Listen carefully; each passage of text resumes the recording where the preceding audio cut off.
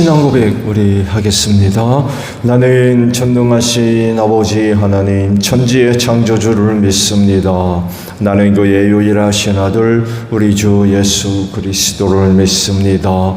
그는 성령으로 잉태되어 동정녀 마리아에게서 나시고 본디오 빌라도에게 고난을 받아 십자가에 못 박혀 죽으시고 장사된 지 사흘 만에 죽은 자 가운데서 다시 살아나셨으며 하늘에 오르시어 전능하신 아버지 하나님 우편에 앉아 계시다가 거기로부터 살아있는 자와 죽은 자를 심판하러 오십니다. 나는 성령을 믿으며 거룩한 공교회와 성도의 교제와 죄를 용서받는 것과 몸의 부활과 영생을 믿습니다. 아멘. 찬송가 183장 부르시죠.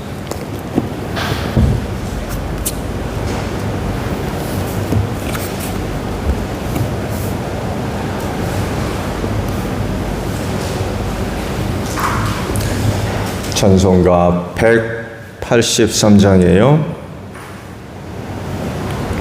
빈들의 마른 불같이 시들은 나의 영혼 주님이 약속한 성령 간절히 기다리네. 가물어 메마른 땅에 단비를 내리시듯 성령의 단비를 부어 새 생명 주옵소서. 반가운 빗소리 들려 산천이 춤을 추네. 범비로 내리는 성령 내게도 주옵소서. 가물어 메마른 땅에 단비를 내리시듯 성령의 단비를 부어 새 생명 주옵소서. 절 따라 우로를 내려 처먹이 무성하니 갈급한 내 심령 위에 성령을 부소서. 가물어 메마른 땅에 단비를 내리시듯 성령의 단비를 부어 새 생명 주옵소서. 잠대신 사랑의 언약 어길 수 있사오랴. 오늘의 흡족한 은혜 주실 줄 믿습니다. 가물어 메마른 땅에 단비를 내리시듯 성령의 단비를 부어 새 생명 주옵소서. 아멘. 에스겔서 9장의 말씀을 봅니다.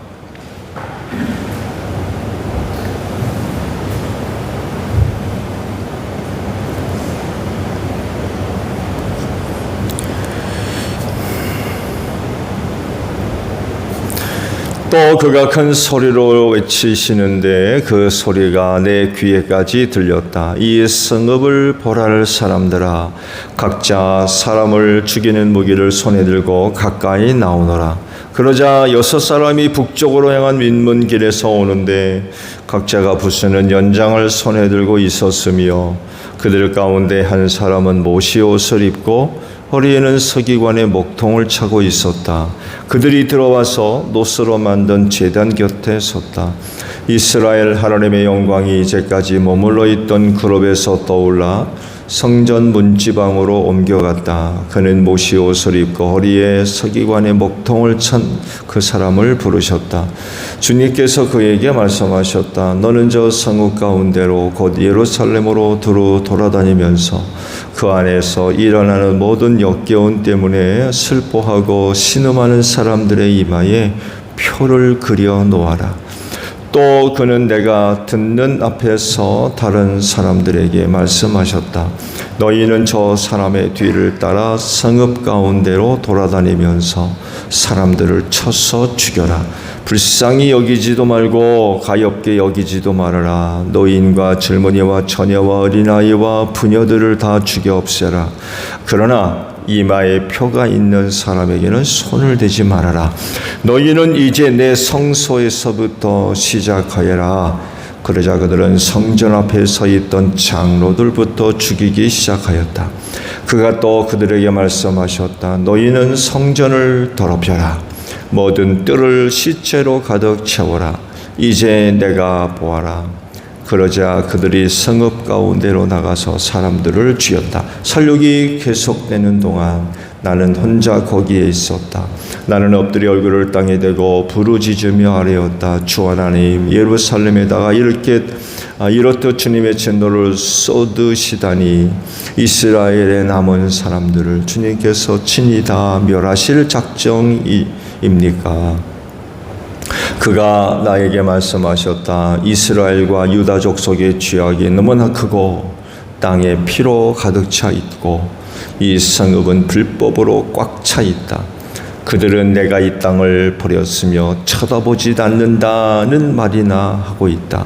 그렇기 때문에 나도 그들을 불쌍히 여기지 않으며 가엾게 여기지 않을 것이다.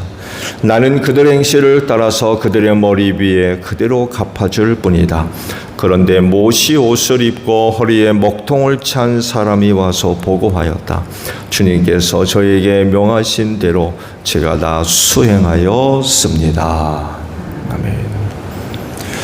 오늘 아침에는요, 6절에 있는 말씀을 보시는데요. 6절 중반절에 있는 말씀이에요. 그러나 이마에 표가 있는 사람에게는 손을 대지 말아라 라는 말씀입니다. 이런 말을 해요. 죽을 사람은 죽고 살 사람은 산다. 틀린 말 아니죠?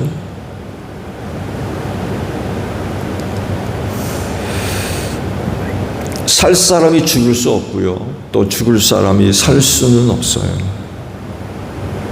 말 그대로 죽을 사람은 죽어야 되고요. 살 사람은 살아야 됩니다. 근데 그 기준이 뭐예요? 누구는 왜 살아야 되고 누구는 왜 죽어야 돼요? 그 기준이 뭡니까? 뭐가 혹은 누가 누군가를 그렇게 만들죠?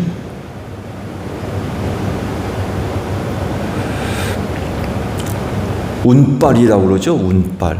이 운이 뭐 좋네 나쁘네 그런 얘기죠. 운빨. 운빨에 따라서 누구는 살고 누구는 죽습니까?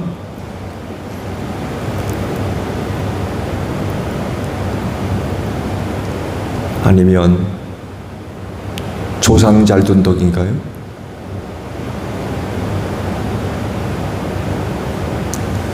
아니면 뭐 친척 친구 잘 둬서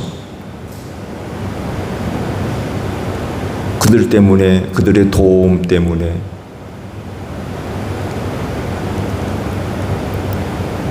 아니면 착한 일을 많이 해서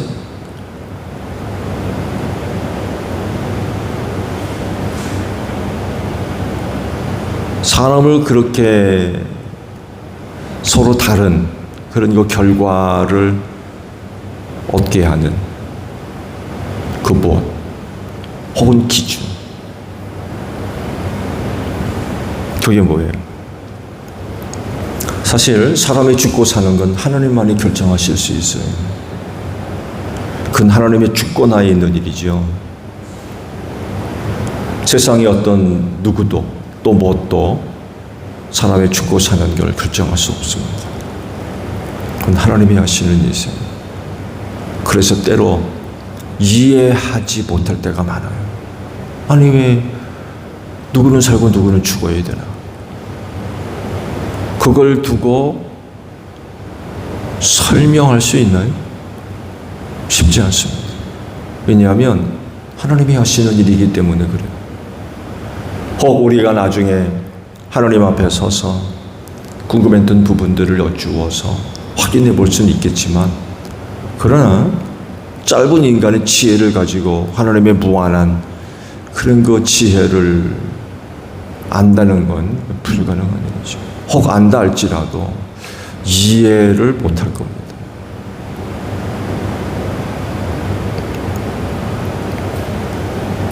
좋은 이로 노아 시대로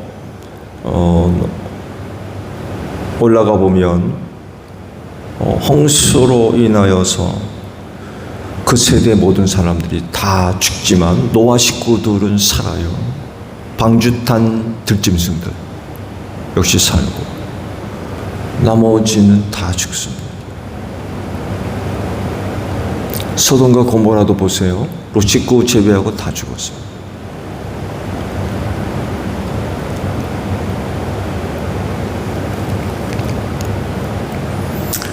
엘리야 시대에 큰 가뭄이 들어가지고 수많은 사람들이 굶어 죽고 정말 비참하게 사는 그런 그 상황 가운데 사렙다 과부에게 엘리야를 보내셔가지고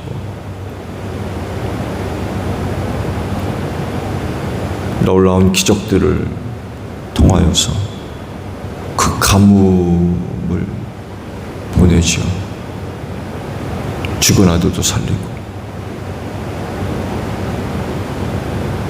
그 땅에 주님도 말씀을 하셨습니다만 해도 과부가 살았다만 있었나요?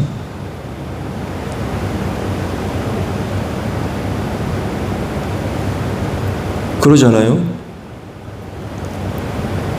나를 위해 빵을 좀 만들어 다고. 그 사렙다 과부가 아들과 함께 마지막으로 이걸로 빵을 먹고 죽으려고 그런다고.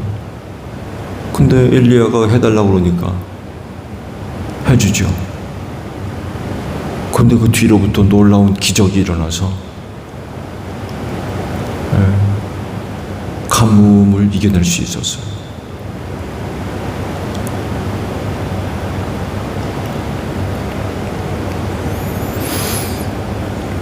나사로를 살리셨죠.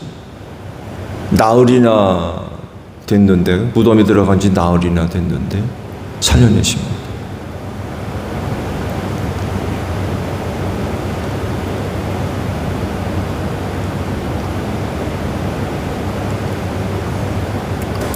베드로와 야고보 얘기하시죠. 헤롯 아그리빠에 의해서 두 사람 다 붙들리지만 야고보는 순교를 당하고 베드로는 천사의 도움으로 감옥에서 나옵니다. 베드로가 야고보다 훨씬 잘생겨서 살았나요? 야고보가 먼저 죽은 이유가 뭐예요? 설명할 수 있어요?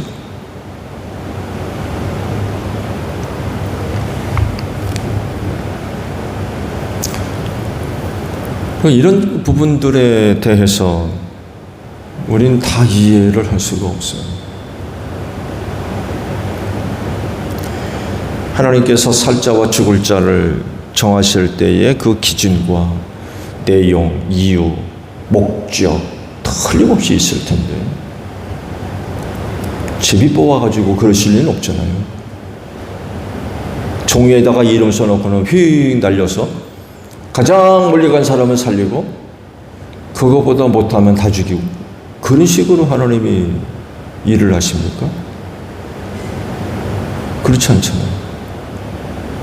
한 사람의 살고 죽는 문제를 두고 틀림없이 하나님께서 갖고 계신 어떤 기준들, 이유들, 내용들, 목적들이 틀림없이 있을 겁니다.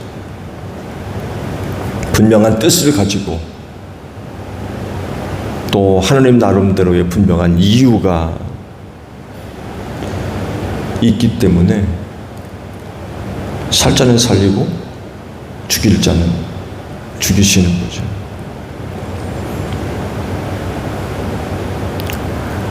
근데요, 사실은 죽으나 사나 다 하나님의 은혜인 줄로 믿습니다. 죽었다고 그래가지고 벌 받은 거고 살았다고 그래가지고 은혜 받았느냐, 그런 건 절대로 아니죠. 죽으나 사나 은혜라고 이야기할 수 있는 건 구원받았기 때문에 그래요. 구원받은 사람에게 있어서 사는 거나 죽는 거나 아무런 문제가 되지를 않아요. 죽으면 천국 가면 되고요.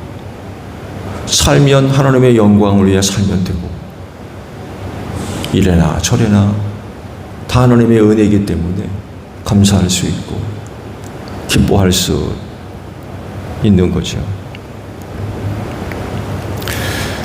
오늘 주신 말씀을 보게 되면 에스겔이 또 하나의 환상을 보죠. 예루살렘에 일어날 일들을 그가 보는데 굉장히 끔찍한 것을 보게 됩니다.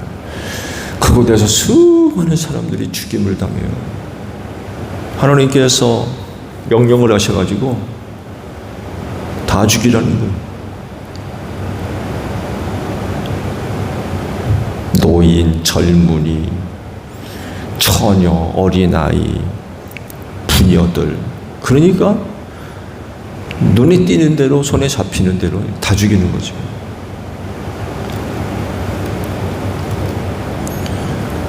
왜 하나님께서 예루살렘에 그런 사람들을 풀어가지고 죽이려고 하시느냐라고 할 때 앞서 말씀을 봤죠. 우상숭배 때문에 그래요.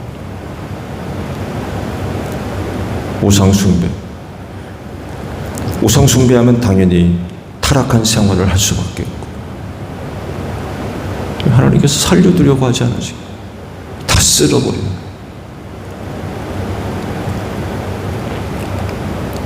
그런데 말씀을 본 대로 살자들이 있었어요. 즉 하나님이 살려둘 사람들이 있었어요. 그래서 환상 중에 나타난 한 사람에게 그러잖아요. 이마에 표를 해라. 그런 사람들 이마에 표를 해라. 그럼 이들이 누굽니까? 하나님께서 설명을 하시죠. 예루살렘에서 벌어진 역겨운 일, 즉 의상 숭배 때문에 슬퍼하고 신음하던 사람들. 이런 사람들은 이마에 표를 해두고 이마에 표를 받은 사람들은 살려둬라. 그런 명령을 내리시게 되죠. 그러니까 많은 사람들이 우상 숭배에 빠지고 또 타락하고 부패한 그런 것 생활들을 할 때에 소수의 어떤 사람들은 그런 그 타락한 생활에 참여하지 않는 거죠. 거룩한 생활들을 하던 소수의 사람들입니다. 여전히 하나님을 섬기고 예루살렘 성전에서 제사할 수는 없지만 이미 더럽혀졌거든요. 그곳에서 온갖 우상을 섬기고 대제사장과 장로들까지도 우상들 앞에 분향하는 이런 일들이 벌어지니 그 성전에서 어떻게 제사합니까? 제사하지 못한다고 해가지고 신앙이 뭐 흔들리고 변질되고 없어지고 그런 게 아니라 그런 일이 일어나는 가운데도 여전히 하나님을 섬기는 신앙이 살아있고 하나님의 말씀에 순종함으로 거룩함을 지키는 소수의 사람들, 저들 눈에 그렇게 타락한 그런 그 생활들 모습들을 볼 때 가슴 아픈 거죠. 가슴 아픈. 그런 것들로 인하여서 우는 자들, 가슴 아파하는 자들, 그들의 이마에 표를 해라. 그리고 그들을 살려둬라. 라고 말씀을 하고 계십니다. 저들이 이마에 표를 받을 수 있도록 살았는데 어땠을까요? 쉽지 않았을 겁니다. 다르거든요. 그러다 보니까 사람들이 싫어해요. 미워하고. 그래서 아마 굉장히 힘들게 살았을 겁니다.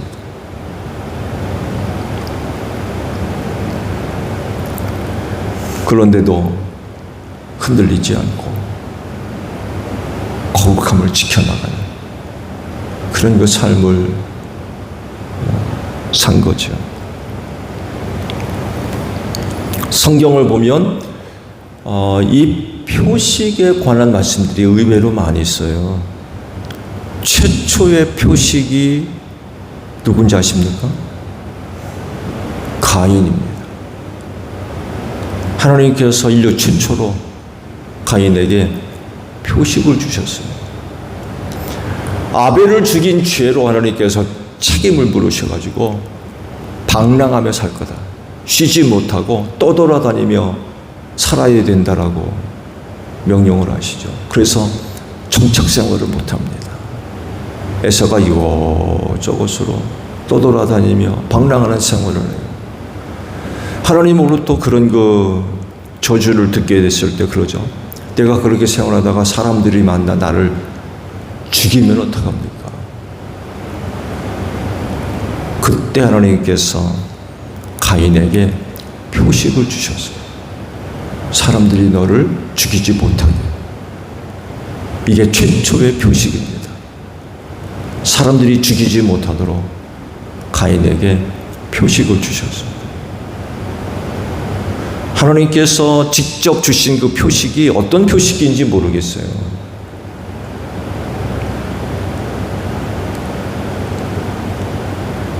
어떤 표식이었을까? 표식이 이런 겁니다. 도장. 이렇게 쉽게 생각하면 돼요. 인을 찍는 거죠. 표식. 그리고 타투라고 그러죠. 몸에 문신하는 거. 옛날에는 노예나 종들에게 인두로 표식을 몸에 지쳤잖아요. 표식을 했잖아요. 아니면 문신을 한다든지. 이 하나님이 가인에게 주셨던 표식, 그게 어떤 표식이었을까? 가인을 살리는, 보호하는, 자기를 죽이려는 어떤 사람들로부터 보호하는 하나님이 직접 새기신 표식이었기 때문에 아마 남다른 뭔가가 있었을 겁니다. 하나님이 주신 표식.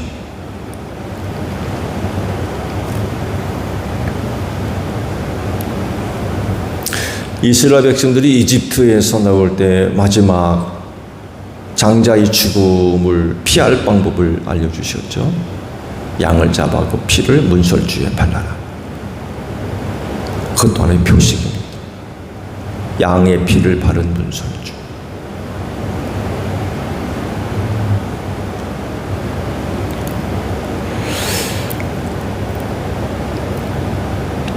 오늘 주신 그 말씀을 보게 되면 에스겔이 환상 중 본 사람들의 이마에 찍힌 표식.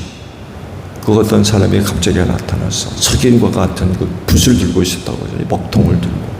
그리고 그 사람이 앞서가면서 예루살렘에서 벌어진 그 타락한 일들로 인하여서 가슴 아파하는 그런 사람들의 이마에 표식을 했다고 그러는데 그것도 궁금해요. 에스겔이 본 표식, 그 표식은 어떤 표식이었어요?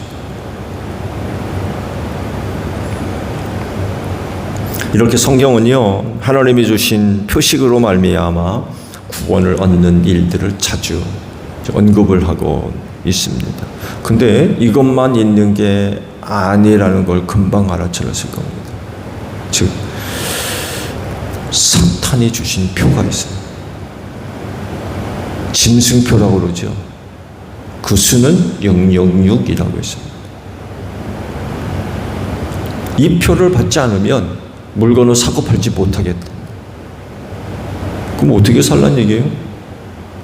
그래서 많은 사람들이 짐승의 표를 받고 사는 거죠. 그 표를 못 받으면 생활이 불가능하니까.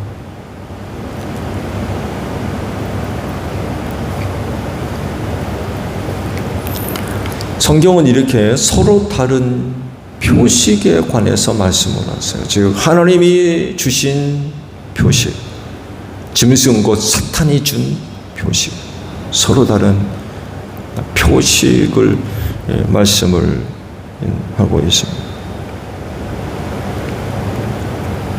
누구의 표를 받아야 할까요? 우리에게 필요한 표는 누구에게 받아야 되겠습니까? 여러분, 마지막 때 짐승으로부터 표를 받지 않으면 물건을 사고 팔지 못한대요. 어떻게 생활해? 이걸 두고 또 얼마나 또 이단적인 그런 해석들이 있었는지 모르겠어요. 이와 간에 짐승의 표를 받지 않으면 생활 자체가 불가능한 거죠.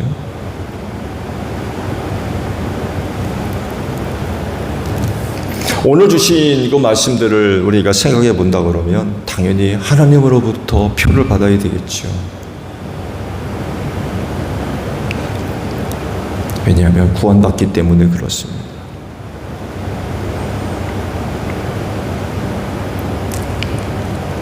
당시 사람들이 이 표를 받을 수 있었던 이유는 우상 숭배하지 않고 하나님을 잘 섬겼던 사람들이었어요. 이들에게만 표를 주셨어요. 그리고 이들만 살리셨어요. 다 죽이고.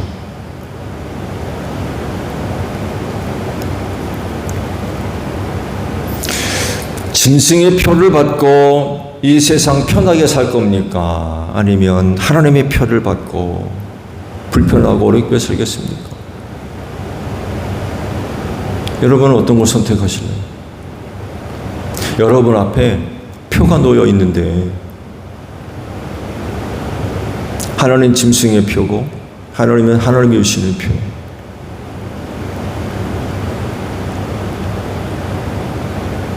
어떤 표에 여러분의 이 말을 들이대겠습니까?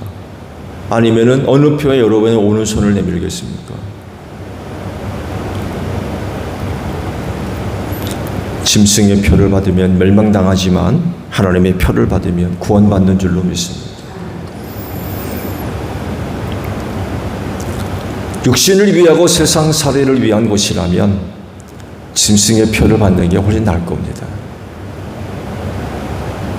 그렇지만 영혼 구원을 생각해 본다고 그러면 하나님의 표를 받아야 돼요.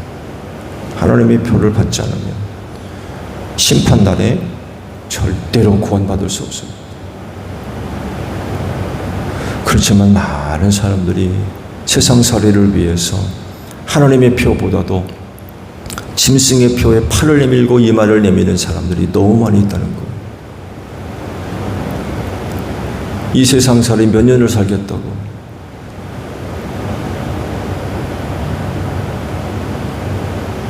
여러분 같으면 어떡하실래요?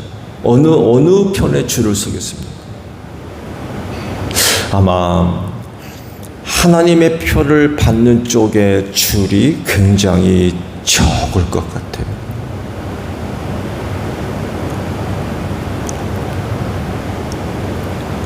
왜? 당장이 어려우니까.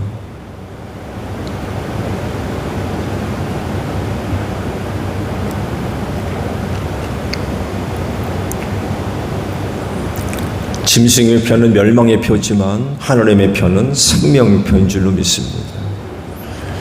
그리고 여러분들은 바로 그 표를 이미 받으셨어요. 그 표가 뭐예요? 성령이십니다. 성령으로 여러분들을 인치셨어요.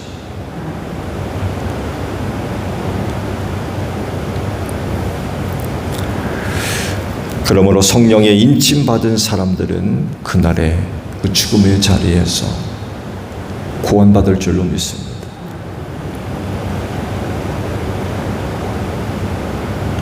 에스겔이 환상 중 본 사건이지만 기가 막힌 일들이 벌어졌던 거. 수많은 사람들이 죽어 나빠졌대. 산 사람들이 있어서.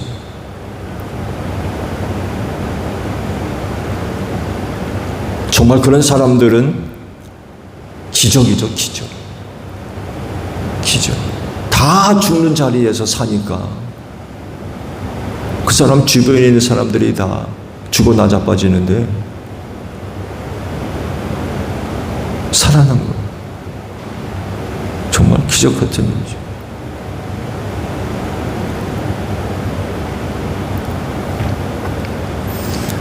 이 마지막 때 구원은 바로 이렇게 하나님의 은혜로 사는 줄로 믿습니다. 어쩌면 오늘도 우리는 그런 은혜로 사는지 몰라요.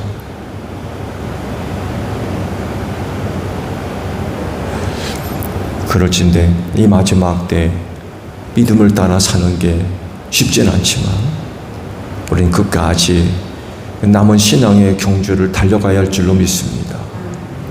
눈동자와 같이 지켜주시고 붙들어 주시는 그런 그 은혜가 우리에게 생명이 될 줄로 믿습니다. 주기도문 합니다. 하늘에 계신 우리 아버지, 아버지의 이름을 거룩하게 하시며 아버지의 나라가 오게 하시며 아버지의 뜻이 하늘에서와 같이 땅에서도 이루어지게 하소서. 오늘 우리에게 일용할 양식을 주시고 우리가 우리에게 잘못한 사람을 용서하여 준 것 같이 우리 죄를 용서하여 주시고 우리를 시험에 빠지지 않게 하시고 악에서 구하소서. 나라와 권능과 영광이 영원히 아버지의 것입니다. 아멘. 기도하겠습니다.